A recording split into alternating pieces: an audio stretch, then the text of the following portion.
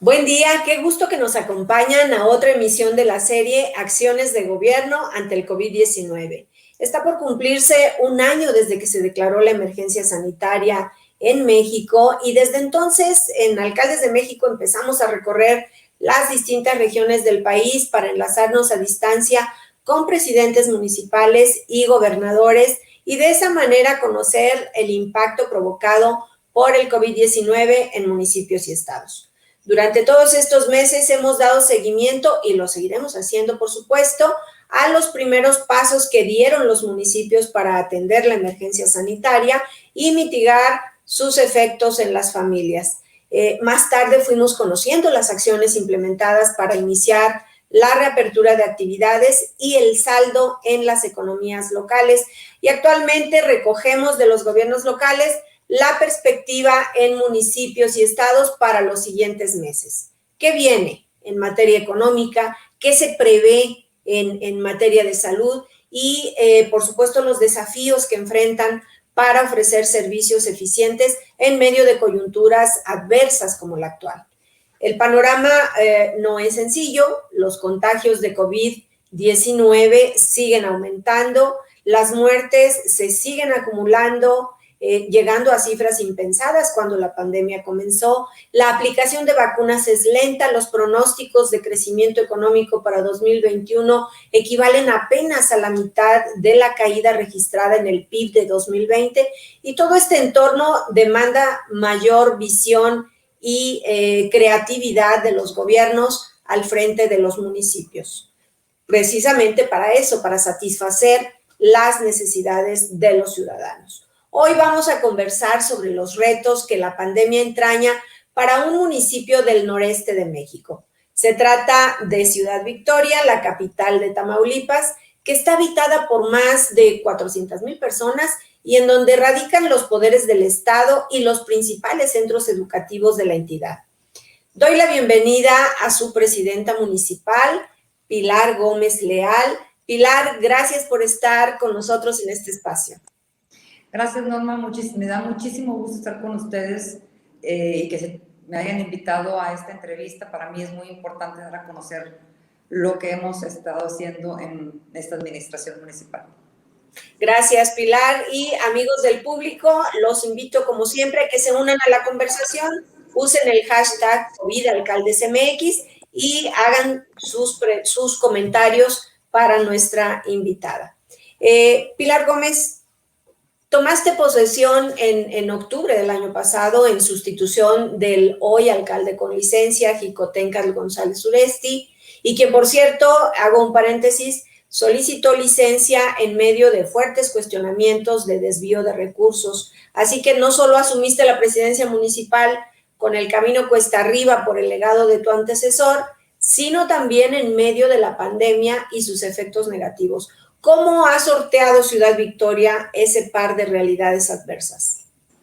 Pues sí, bien, como mencionas, nosotros empezamos esta administración el 3 de octubre en medio de una crisis, y vamos a llamarlo así porque eso es una realidad, es lo que nos estuvo sucediendo en estos últimos meses del segundo semestre de 2020.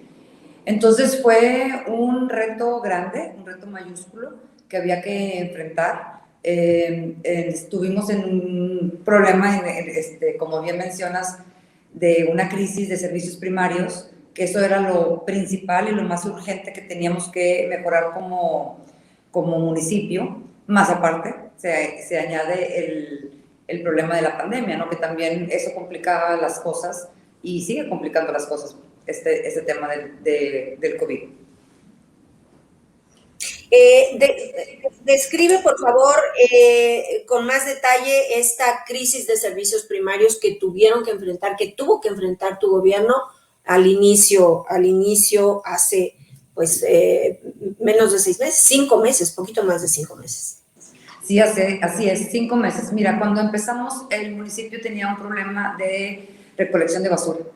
Era algo muy, muy grave, estaba colapsado totalmente, y en lo primero que nos enfocamos fue en sacar eso adelante, porque al final de cuentas, imagínate que aparte traíamos el problema del COVID y aúnale el problema de la recolección de basura, que genera muchísimo problema de dengue y de todo ese tipo de enfermedades que se transmiten por los insectos, pues sí fue una problemática complicada, fue un reto bastante fuerte, digo, más no imposible. Pudimos resolverlo en, no sé, en 6 semanas estábamos trabajando.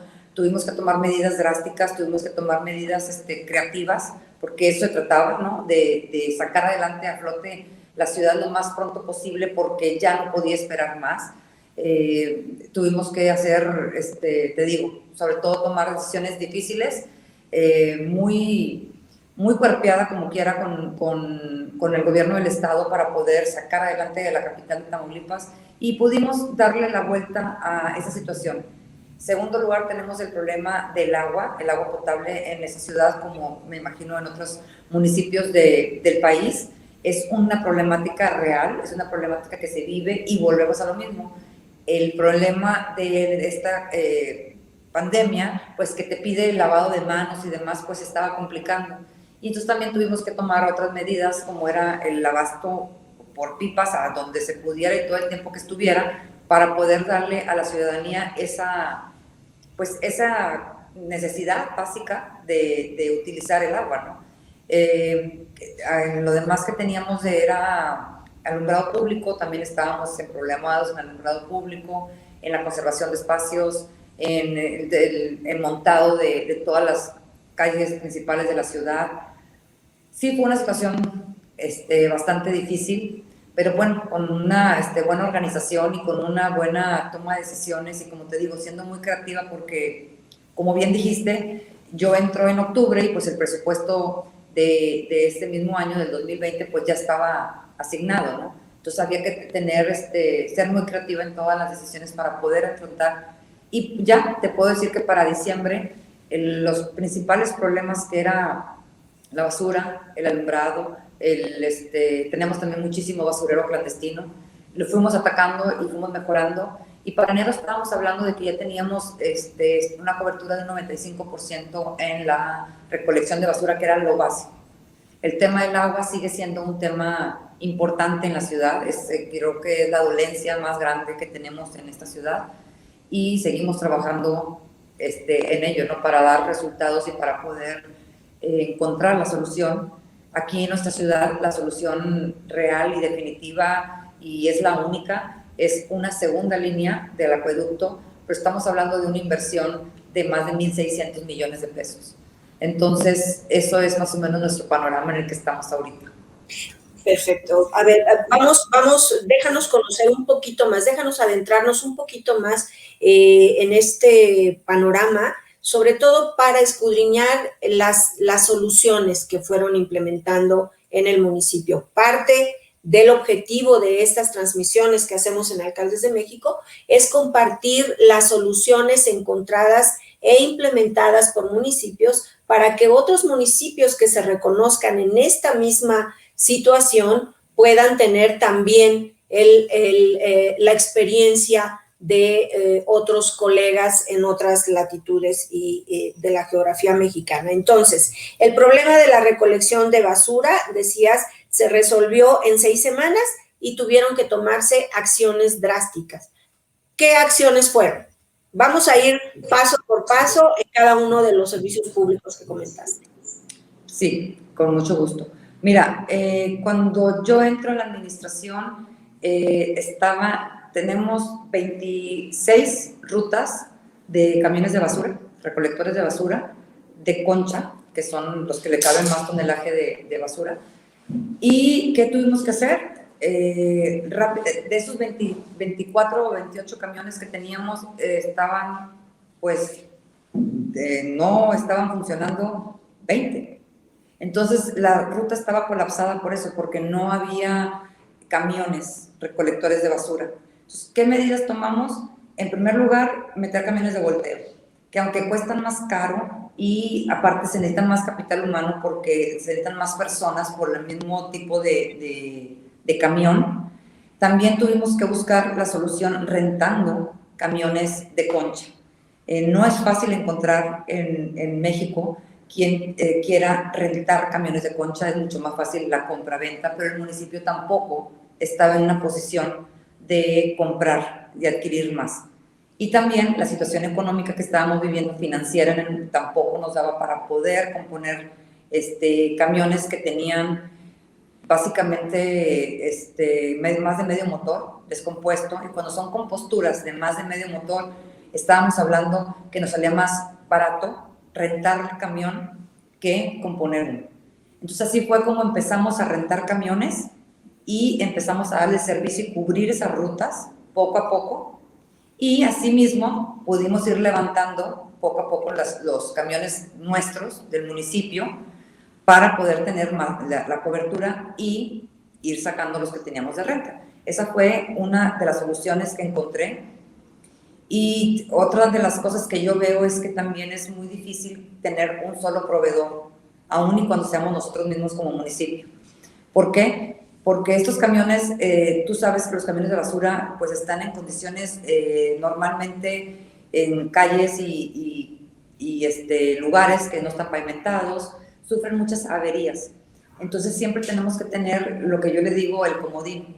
Entonces ahorita normalmente tenemos, ya nada más estamos con 5 camiones que están de comodín, de los que están rentados, para que se le pueda dar mantenimiento preventivo.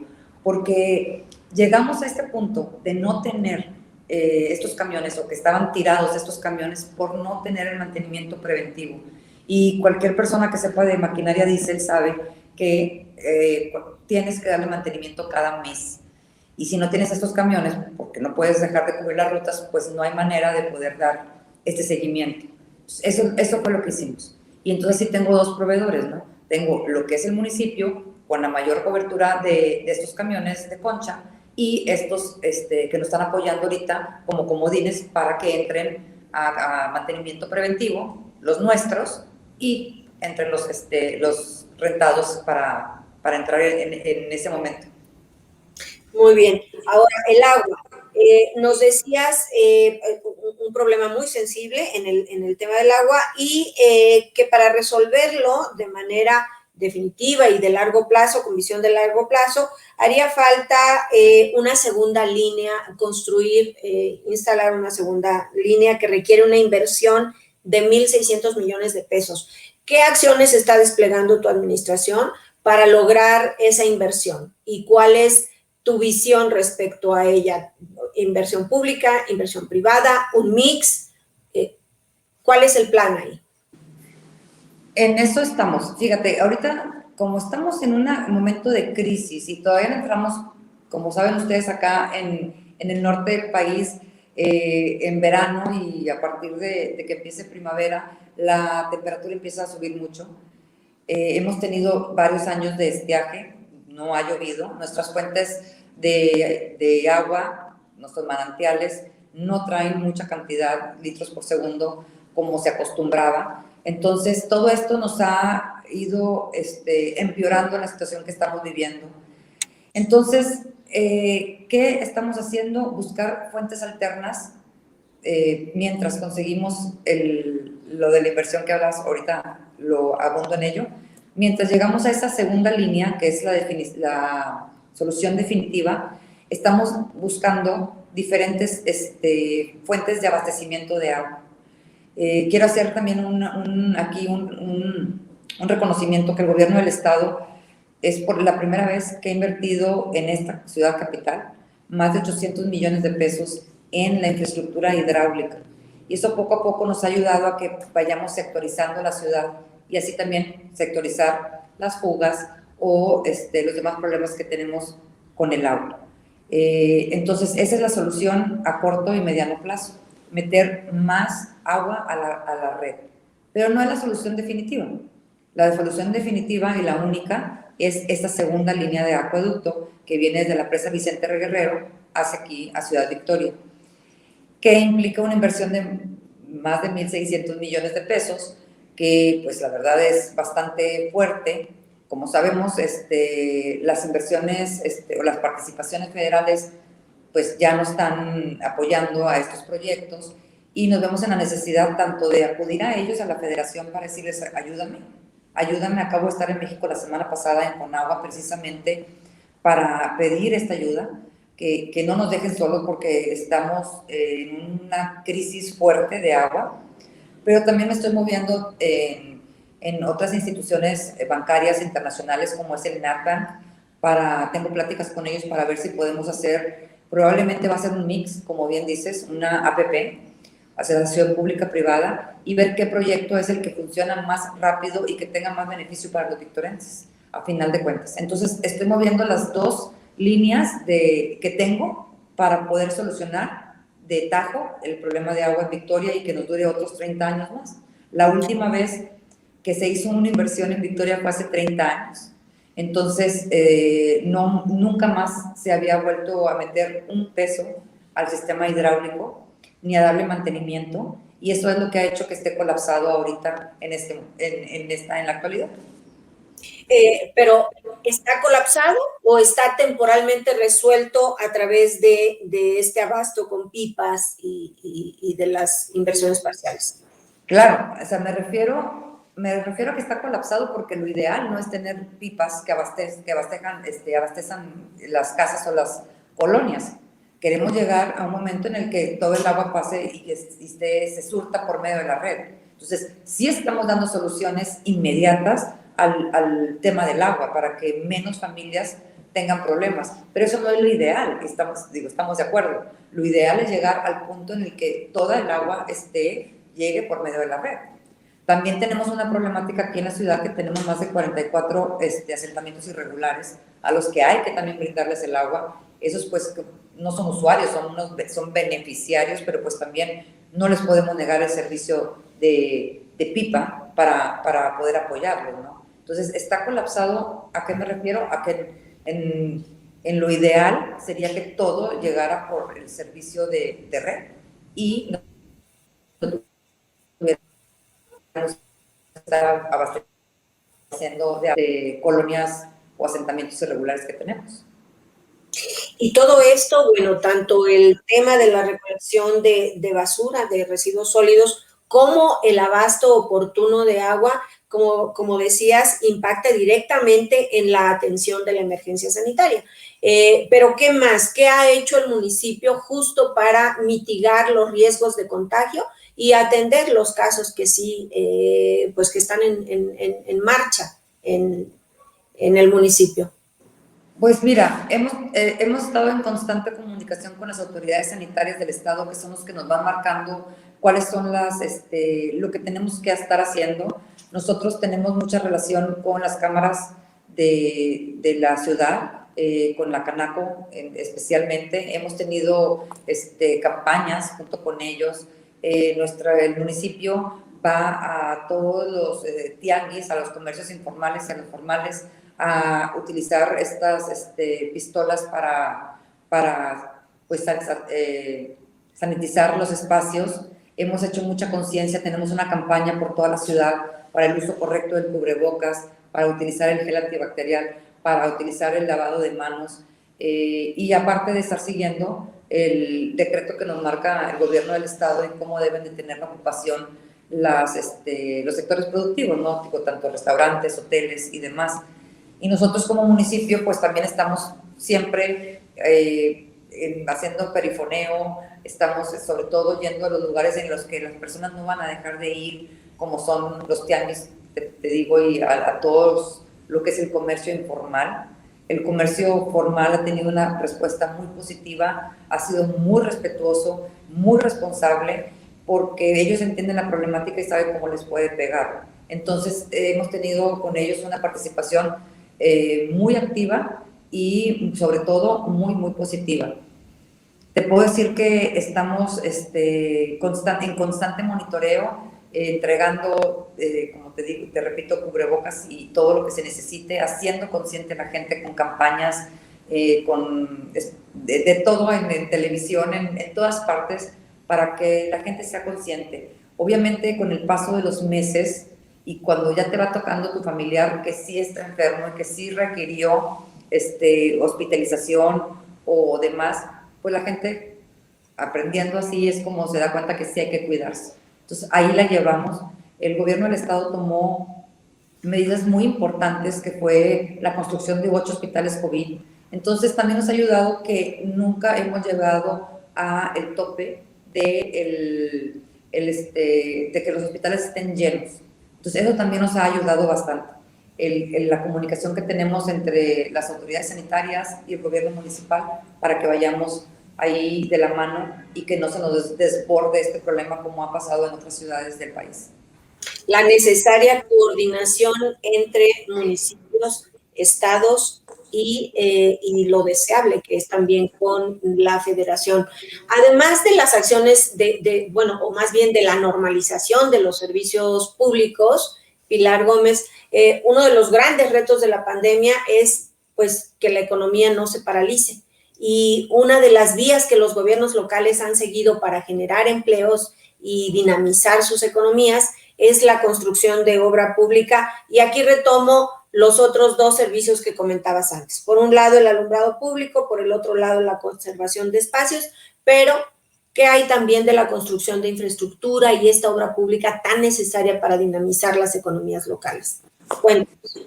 Fíjate que sí, para mí es fundamental la coordinación con el gobierno del estado, porque logramos gestionar para este año 2021, vamos a tener más de 200 millones de pesos en obras de rehabilitación de calles principalmente. Y como tú bien sabes, en el sector de obra pública es donde más podemos ayudar a reactivar la economía, ¿no? Porque estás hablando desde el empresario, el proveedor, el prestador de servicios y obviamente el obrero. Entonces aquí es donde empezamos en el círculo virtuoso de poder reactivar la economía. Entonces, estamos ayudando a la ciudad para que mejore su urbanización, que hacía también bastante falta, pero también ayudamos a reactivar la economía gestionando estos recursos. Sí ha sido muy importante y creo que es la parte medular en la que nos podemos apoyar. No puedo dejar de mencionar que, como bien lo dijiste en un principio, nuestra ciudad es donde están los tres poderes del Estado, es donde están también las delegaciones federales. Aquí tenemos una vocación pues bastante burócrata, es lo que más tenemos, y no podemos dejar de mencionar que a final de cuentas a lo mejor somos de las ciudades que no lo hemos padecido tanto, porque más del 50% de nuestra población vive de alguna parte de gobierno, del sector público. Entonces, muchas personas, como bien sabes, han tenido que estar en su casa porque están dentro del sector o de edad o de condición vulnerable, pero su cheque sigue llegando. Entonces, aún así tenemos como quiera dinero. No ha sido a lo mejor más en el informal que en el formal, pero al final de cuentas hemos tenido como quiera, creo que le han ido peores a otras ciudades que a nosotros. Eso no implica que no tengamos una comunicación permanente como te platico, con las cámaras, con las cámaras de comercio, con la cámara de restauranteros, con la Coparmex, con las demás, para ver en qué ayudamos.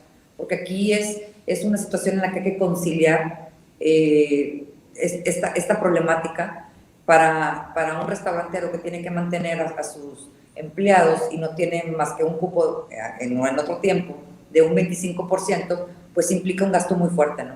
Entonces, era una manera de empezar a reconciliar y ver con las autoridades y ver cuándo podemos subir esa capacidad, cuándo podríamos estar. Y hoy te digo que hoy podemos decir que por las buenas decisiones que tomó el gobierno del Estado, por esas razones podemos decir que ya vamos mejorando. Y el porcentaje o la capacidad en la que pueden utilizar los restaurantes, los hoteles, los centros de salud y todo lo demás ha aumentado, y ahí ya vamos saliendo de esto, por lo menos así lo veo yo, bastante más positivo. Sin, por supuesto, bajar la guardia, porque estamos en medio, de hecho, de la pandemia. No han cesado, no se han detenido los contagios, por supuesto, no se han detenido, los fallecimientos se siguen acumulando y se ve lejano todavía la llegada de vacunas suficientes para inocular al menos el 70% de la población nacional, que según las autoridades de salud se requiere para crear una inmunidad de rebaño. Luego, entonces, el camino es largo todavía en ese sentido. Sí, así es, el camino es largo, nos falta mucho todavía para ver, pero te digo, yo creo que también ha ayudado la concientización y las medidas que ha tomado el gobernador Francisco García Cabeza de Vaca en cuestión de todo lo que tenga que ver con el tema COVID. Le dio la importancia y se anticipó a los hechos, y por eso no llegamos a un punto en el que estuviera rebasado el sistema hospitalario, que eso es muy importante. Ahorita en nuestra ciudad estamos hablando que tenemos 150 más o menos casos activos. No es que sean pocos, pero vamos a la baja a como estuvimos en los meses de octubre, noviembre y diciembre. Entonces, creo que vamos bien aún y cuando, bien lo mencionas, sin bajar la guardia, porque esto va para largo. Hablemos de las finanzas municipales, Pilar Gómez, y de las partidas de que dispone el municipio para hacer frente a retos como la seguridad pública, por ejemplo, que es otro de los servicios quizá más demandantes para la población. Los temas de preocupación para la ciudadanía recurrentes en las encuestas que se realizan de bienestar es, por un lado, la economía, por otro lado, la salud y por otro lado, la seguridad pública. ¿Cuál es la situación de Ciudad Victoria en esta materia? En cuestión de seguridad pública, hoy tuve, por ejemplo, vengo saliendo de la mesa de seguridad. Aquí tenemos en Victoria la mesa de seguridad y justicia ciudadana, que ha sido un gran aporte a nuestra comunidad, porque nos ha dado las guías y sobre todo porque ha sido una convergencia ahí de todas las autoridades, las instituciones federales, estatales y municipales para poder darle frente a la seguridad. Y vuelvo a mencionar aquí, desde que empezó la administración de gobernador Francisco García Cabeza de Vaca, siempre ha estado muy de mano con la cuestión de seguridad. Te puedo decir que cuando empezamos en el 2016 esta administración estatal, estábamos en el lugar 2 o 3 a nivel federal, y ahorita, 4 años después, estamos en el número 26. Ha bajado muchísimo el delito de alto impacto. Claro. En el caso específico de Ciudad Victoria, ¿cuál ha sido la evolución? Es lo que voy, claro. Baja el delito de alto impacto y a lo mejor aumenta el delito patrimonial, que es eso en lo que nos estamos enfocando, pero también aquí mismo en la capital se ha hecho mucha inversión en cámaras de vigilancia, y eso nos ha ayudado bastante a tener que los ciudadanos se sientan con esa seguridad de que están sus comunidades en observación. Pueden hablar por teléfono y ahí mismo se le da seguimiento a su petición. Entonces, creo que la percepción nos va ayudando en esto de bajarle la inseguridad en nuestra ciudad. Las cámaras de videovigilancia son una herramienta precisamente a mejorar la percepción de seguridad, pero no sirven de nada si no envían o no se concentran todos los datos que se recogen a través de estas videocámaras, si no se recogen en un centro logístico de inteligencia que permita regresar a la población con acciones específicas en materia de seguridad. Ahí, ¿cómo está siendo el uso de tecnología para precisamente aprovechar esta data que se genera de las videocámaras? Aquí en nuestra ciudad tenemos el centro, el C4, que es el centro también de tecnología. Ahí es donde están todas estas cámaras. Ahí mismo están las demás autoridades o instituciones de seguridad, y el seguimiento es inmediato. Cuando se llega y se hace, o sea, se puede hacer, por la misma videocámara se puede hacer la denuncia en fragancia, y seguridad pública inmediatamente va y atiende el problema, y después, o también se puede hacer por medio de denuncias, por medio de la fiscalía. Tienen una sinergia muy buena, y eso ha hecho que nos dé más confianza en nuestra ciudad. Eso ha bajado mucho la percepción de inseguridad que teníamos antes, porque sabemos que sí, es un problema difícil, me imagino que lo sabes por el tema en el estado que está, de Tamaulipas, pero poco a poco se ha llegado a tener esa confianza en las autoridades, en el que sí van a responder. Entonces, las cámaras para mí es una de las principales aportes que se ha comprometido el gobierno del estado en ayudarnos, ¿no? Como sabes, aquí no tenemos policía municipal, la policía es estatal, entonces es una coordinación constante con ellos. Pues hemos logrado que esta confianza de la ciudadanía vaya creciendo porque se le da seguimiento a sus trámites o denuncias. Se nos termina el tiempo, Pilar Gómez. Hay muchos otros temas que nos gustaría tocar, pero por último, te quiero preguntar, y todo esto relacionado, la pandemia permea todo, pero también estamos en una coyuntura de elecciones. En el caso del municipio de Ciudad Victoria, entendemos que irás a una elección para el siguiente periodo de gobierno municipal. Que nos comentes si hay fechas previstas para que pidas licencia, o si no vas a pedir licencia. Y en este entorno de elecciones, Pilar, que también nos comentes cuáles van a ser los cuidados, los protocolos, las modificaciones que se incorporarían en una campaña política en beneficio de proteger la salud de la población. Sí, así es. Ahorita estoy como precandidata por el Partido Acción Nacional para contender por una reelección, sería el caso, en mi caso, para la alcaldía de aquí mismo de la ciudad capital.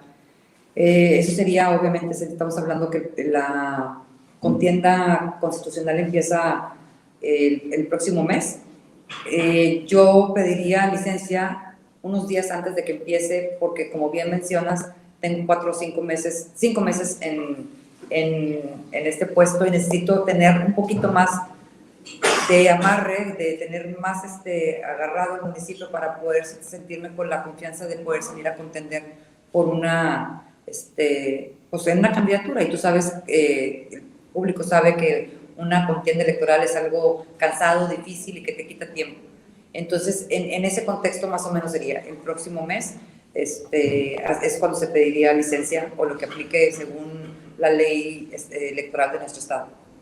¿Y qué previsiones se están tomando? Porque, bueno, tú estarías como en este momento estás en la cancha de presidenta municipal. Entonces, como municipio, ¿cuáles son las acciones, los protocolos, las medidas con las que el propio municipio estaría apoyando para que los candidatos de los diferentes partidos políticos, digamos, cuando entren en campaña, la población pueda sentirse apoyada con su municipio en términos del respeto de protocolos sanitarios, en fin? Fíjate que, bueno, estos lineamientos nos los va a marcar tanto el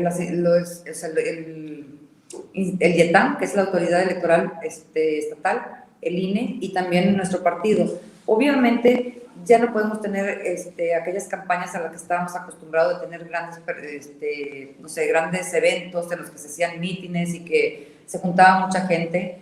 Yo te puedo platicar por mi experiencia personal, desde que yo he estado de alcaldesa, yo lo digo muy de frente y siempre, la calle es mi oficina, ando mucho en la calle, pero cuidando siempre que estoy con no sé, con 2, 3, 4 vecinos, y es como hemos tenido y como hemos mantenido, aparte de traer el pulso del problema de la ciudadanía y saber de frente y que nadie venga y me platique, sino que es checar y agarrar el toro por los cuernos, literal, para ver qué es lo que está pasando y cómo podemos ayudarles.